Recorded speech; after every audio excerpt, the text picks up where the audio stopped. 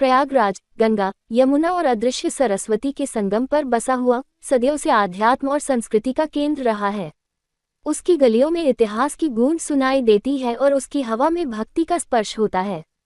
एक बार की बात है, प्रयागराज के एक छोटे से मोहल्ले में अंशुल नाम का एक युवा रहता था। अंशुल एक कलाकार था जिसकी पेंटिंग्स शहर भर में मशहूर थीं। लेकिन उसके जीवन में एक खालीपन था।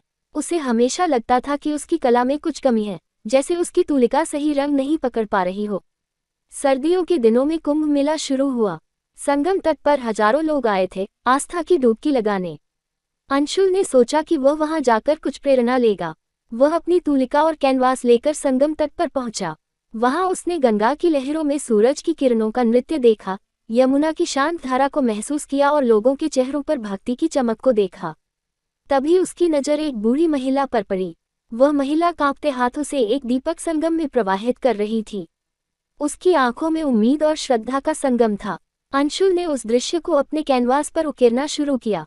बूढ़ी महिला का चेहरा, संगम की लहरें, दीपक की लौ, सब कुछ जैसे उसके कैनवास पर जीवंत हो उठे।